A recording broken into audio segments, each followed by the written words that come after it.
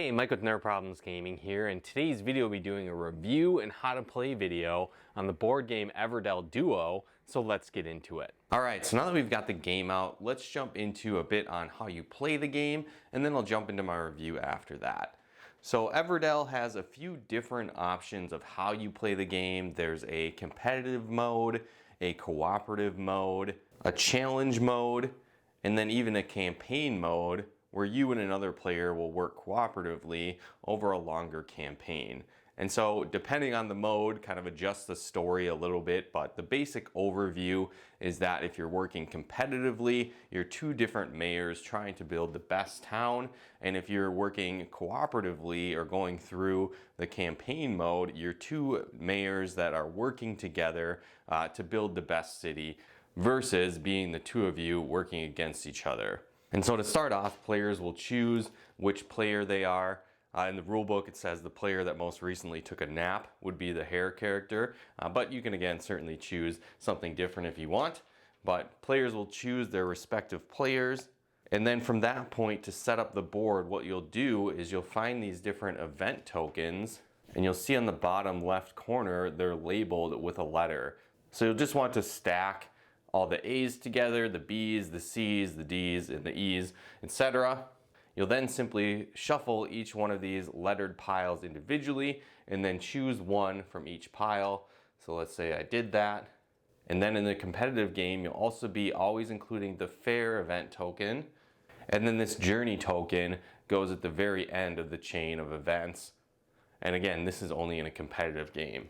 You'll then shuffle these tiles up and then place them at the top of the board above these event location symbols. From this point, you also have these river tiles. You'll shuffle all of these up and then put two of them face up in this bottom left corner over on the river. And these are optional spaces your characters can go on. You'll then also shuffle all of the critter cards and construction cards, and then you'll flip them up to form the meadow. It might be a little hard to see, but there's little spaces here that indicate where you put the cards.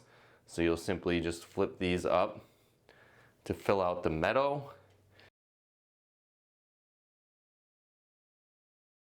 And these are cards you'll be able to purchase throughout the game to basically fill out your city. And again, Everdell as a whole is more of a worker placement game, where the object is going to be to have the most points at the end of the game, whether you're working together or against each other. And so these are the starting options that you can be able to purchase. You'll also want to set up the season tiles here. Now if you look, you can see in the top left corner, it says what season is what. So you'll start with winter, spring, summer, and then the final season of fall.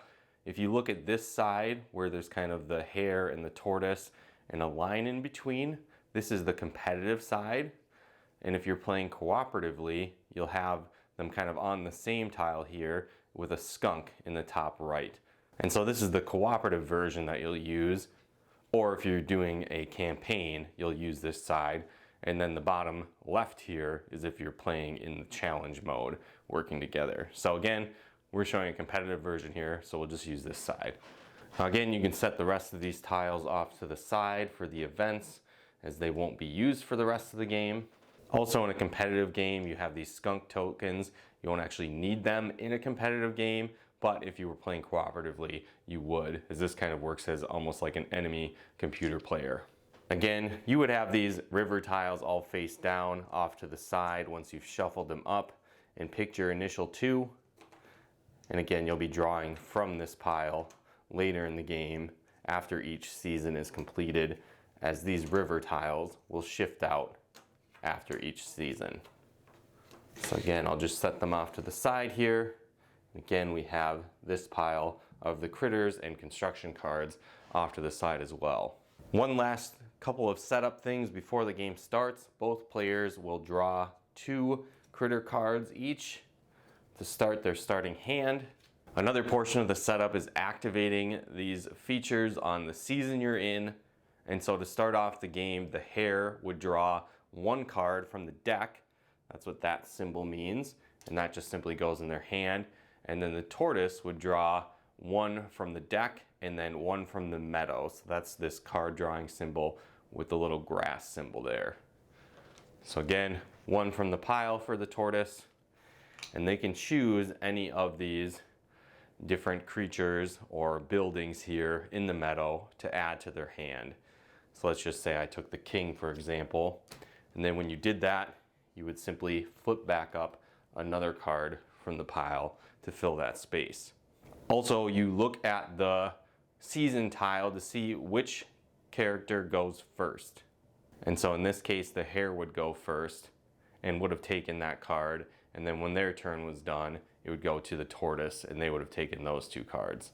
And so when we look at the breakdown of a turn, there's different actions that you can take. Placing a character will move the sun token. Playing a card anywhere on the board would move the moon token.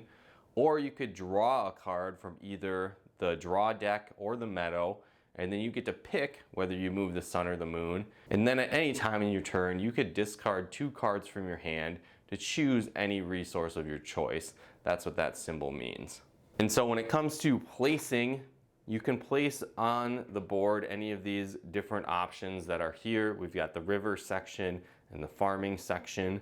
Now, again, if you chose one of these, for example, that would give me the corresponding resources. So in this case, the hare character would get 2 resin and a berry for placing their character there. So maybe there's some cards I wanted to buy that I had in my hand related to that. So again, let's say I was trying to build up resources to play this theater, or again, maybe I wanted to play this shepherd card. You can see the cost to play the card on the top left here. So in this case, it would be 3 berries, or in this case, it would be 3 wood and 2 resin. You can also look at the card in this area here. This shows how much the card is worth at the end of the game. You also can see here the little house symbol. Cards are broken down between houses or construction cards or critter cards that have the little mouse symbol here. And those can be important, where some cards at the end of the game, like this castle, would give you $1 or 1 point for each house in your city at the end of the game. So again, you're going to be constructing your city to gain cards, to activate abilities, and try and get the highest score by the end of the game. And so again, in this case, I placed a worker, so I would move the sun 1 spot. It would now be the tortoise's turn. And so again, I could place a worker again, or potentially play a card. So let's say I took this one here. This symbol is drawing a card and a resource of my choice. So let's say I draw one from the deck here, and let's say I want to choose a stone. And since again I placed, I would move the sun. Now let's say it's the hare's turn again. Let's say the hare went here. This little card with the woods here again is a meadow symbol, meaning I could draw something from the meadow. So let's say I drew this one. And then this little door icon is another resource. It's an occupied token. And how this actually functions is it lets you play a creature for free on a construction site of that same color type. So say, for example, I had the castle here. It's a purple house structure. If on my turn I wanted to use this to play a creature, I could play a purple creature like this one, for example. Normally it would cost 4 berries, but since it's purple and it's a creature and I use that occupy token, I could simply play that for free without paying that 4 berries. So that's kind of how those work. And again, you can only put them on house structures.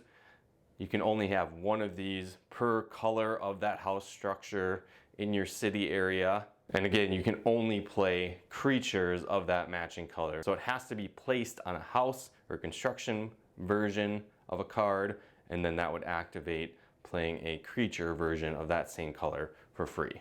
But again, I just simply drew that card this time, so we'll replace it.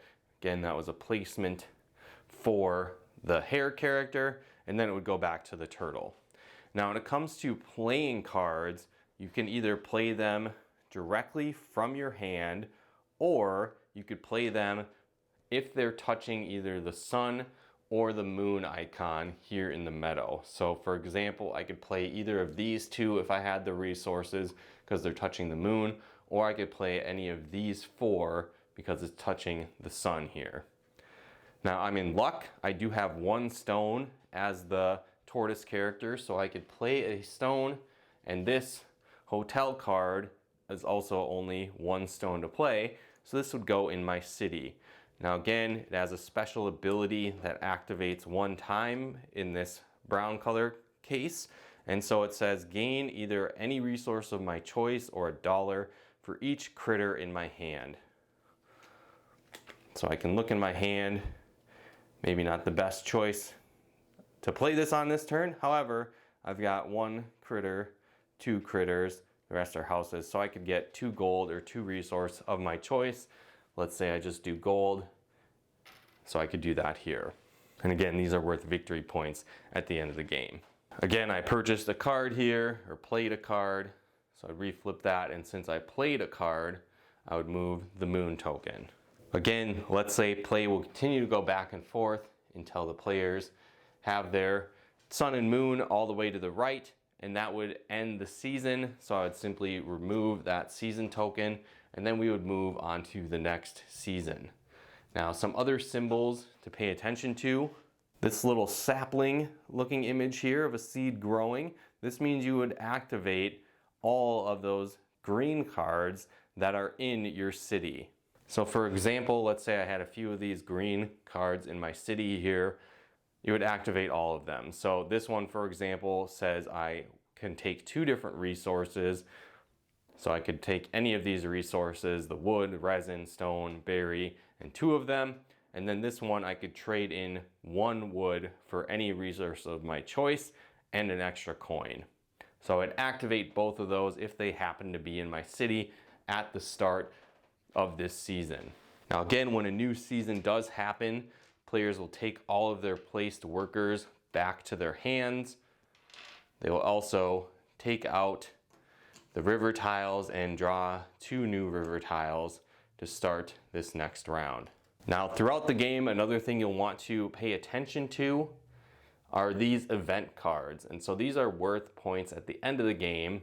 And in order to collect these, you must meet the corresponding things listed at the bottom of the event. So this card, for example, I would need to have 8 played cards in my city to be able to collect this event. So let's say I did have 8 things in my city that had all been played. I could then use one of my placement turns to place my worker here in this location. I would collect this event, and in this case, this event is worth 5 points at the end of the game.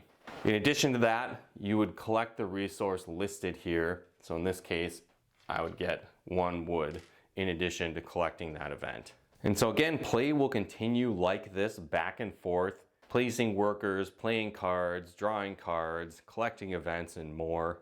And once players have completed the final season of fall, they would then calculate the total number of points in their city. So again, you would start by counting the coins listed on the cards. You would then count your individual dollar coins available. You can then count out your event points and how many you have there. And then there's purple cards, and these give you typically bonuses for certain types of cards in your city or things that you've done throughout the game. So in this case, this card would be worth 2 plus 2 for each red in my city. And so again, players will add up their points and see which player has the most at the end of the game. And so this is basically how the competitive version of the game works. Cooperative is slightly different. You do not have the journey event token in the game. Also, when players play together, typically you'll probably play through a campaign. And so this is a campaign tracker that has all the different campaigns that you'll play throughout the game. And then you'll need to refer to the campaign book of how you set up the game. Now the structure is very similar. This time around you'll actually use the back of this board. And so how you tell the difference is it doesn't have this little journey thing up on the top right, just a little village there. And so again, players will be working together, but the setup is virtually the same. One thing that is a little bit different though is that there's different chapters that you'll play through. So you'll start on chapter 1. It has a little breakdown of the scenario, things that are happening. It also has different goals for the scenario and an overall score you're trying to get towards as a team. Another portion of the setup is it talks about sharing as well as setting up skunks on the board, which are kind of like the bad computer players getting in your way and hindering your progress as a team. And so how that portion works is, again, you'll have sharing as a team. This indicates how you can share resources between each other to work together to try and, again, build the best city. And then also you'll need to set up the skunk characters. And so in this case, on the first scenario of the campaign, there is no skunks in the event row. There's 2 in the meadow and 1 in the location section. So again, very similar to the competitive version. You'll fill out the meadow with the cards. Players will get 2 cards each to start the game, unless there's specific instructions for that individual campaign that says otherwise. One thing that's kind of cool with the campaign section is they usually have a unique twist on each one with some special rules and special things going on. Again, you'll do the similar setup of the event tiles where you'll put all the A's, B's, and C's together, draw one of each, but include the fair, and then shuffle them and place them up here at the top. The season tiles here will need to be flipped to the skunk side, because again, players are working together. You also have this stopwatch, which kind of gives you an extra turn, which allows you to turn back time and then move either the moon or the sun back 1 space, giving you an extra placement. Now again, when it comes to placing the skunks, in this scenario, as I mentioned, it needed 2 in the meadow row. So I simply would roll the die. I got a 6 here, and a skunk would go on space 6. I'd roll it again to place the second one. If I'd rolled a double of what I had already placed a skunk on, it would simply go to the next higher number. So let's say I happen to roll a 6 again. Instead of going on 6, because it's already there, it would cycle back to 1. And then in this case, the sun and the moon would start on space 2. Again, I also had the farming river area that I needed to place things. So again, to start the game, I would have shuffled these, flipped up 2 to go in the river area. And now I believe it said I needed 1 skunk in the location areas here. So I'd simply roll my die, and now a skunk would go on the 3rd position. Again, these areas simply block the sun and moon where you can place them. So it kind of potentially eliminates cards you might be able to buy. So for example, if I had the skunks here and here, since these are kind of blocked on both sides, meaning I couldn't put the sun or moon token here or here, I wouldn't really be able to play these unless I placed a character on this metal card area and I pulled it into my hand. I could then use that to play that card. However, playing from like a sun and a moon, since it's not touching either of these, I couldn't use that. Same thing with the location areas here. Since a skunk is on this spot, I couldn't place my character there to get those resources. And in some campaign scenarios, there are skunks in the event row as well. So I couldn't use my worker to place them there, even if I met the qualifications here at the top. Another little side rule is that if there are skunks in the event row and you're looking at an event like this that has a number in a parentheses, you would need more brown cards and blue cards, at least 3 in a normal scenario. However, if there are skunks in this area, you add that number to this number in the parentheses. So in this case, there's 2 skunks up here. And if I'm looking at this card, I would need a total of my brown cards and blue cards would need to be 3 plus 2 in this case. So I would need at least 5 or more of my brown and blue cards in my city to be able to collect this event. And so again, these skunks make it a little bit harder to gather those resources. Another thing that's a little bit different with the cooperative or campaign version is that it has both players here listed on the card. And so again, it shows what order players take their turns in based on the season. So in this case, the hare would go first and then the turtle, but there's no dividing line between the resources collected. So players can work amongst themselves to choose which player would draw which card. You know, the tortoise could draw both cards, maybe they just draw one and each player gets one, or maybe again the hare would draw both. Again, you work together to figure that out between the players. Another thing to do before you start each campaign is there are these good news cards. These are basically like little bonus cards that your players can do, typically for free. So you draw 3 of these and look at them, and then players would choose which one they want to have throughout that run to use to potentially help them clear the different challenge that you're facing.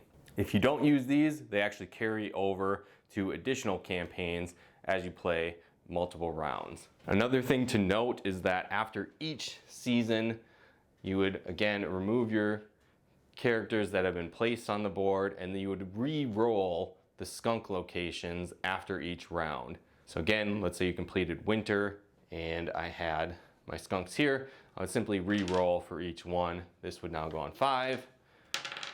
This would go on 2, and then the location, I got a 4. That's where it already was, so cool, it stays there. And now again, I would place sun and the moon back at the first start, and then play through the round. So again, players will work together to try and reach the ideal score and complete any challenges in the campaign. And then the campaign has multiple challenges, and you try and add up your score together and then get different ranks depending on how many points you scored overall. Another final thing to talk about is the sharing option. So if it's on your turn, you can share one resource or one card to the other player. So for example, let's say my tortoise character had a stone I wanted to give to the hare character. I could place that there on my turn, and then after that turn is completed, on the hare's turn, they could collect that and then use that on their turn. Again, you can do resources or cards. So if you had a card in your hand, you could play that here to allow the other player to collect that and then use on their turn. That's how open sharing works. You can really do it on any single turn. How limited sharing works, same concept. However, one of either the sun or the moon tokens must be on this cooperative sharing space in the middle here at the start of the turn, and then players could share during that turn either resources or cards. So again, just a little bit of an extra challenge, and that will vary which side is flipped up depending on the campaign event and chapter. But again, that's the general idea on how you play the game. There's some other different versions like specific challenge modes, but that's the general idea on how both the competitive and the cooperative versions work of this game. But definitely refer to the rulebook if you had any additional questions, or feel free to leave a comment and I'll try and get back to those as I can. But again, now that you have a better idea on how the game works, let's jump into my review. All right, so now that you have a better idea on how the game works, how do I actually feel about it? Well, for me, I was a big fan of this game. There's a lot of great features that I think stood out. For starters, there's several different ways that you can play the game, and I really enjoyed that. There's competitive, there's cooperative, there's a campaign mode, there's even challenge modes in the game. And I think this adds a lot of variety, and it really increases the replay value of the game as well.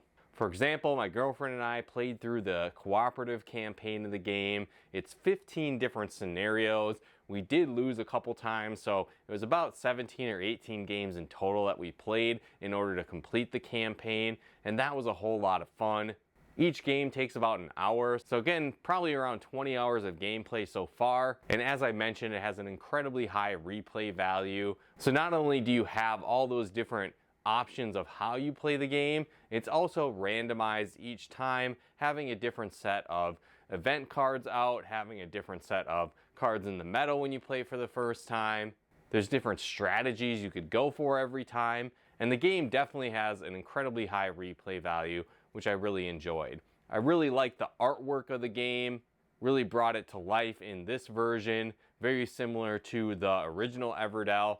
I also liked that the setup was quite fast in this game, and the rules were rather simple once you got the hang of it. I also like the fact that it does have that co-op mode. The original Everdell didn't really have that. It was kind of head to head, and that was really your only option. And having that option to work together in this game was a lot of fun. Both my girlfriend and I are incredibly competitive, so having us go head to head isn't always the best option.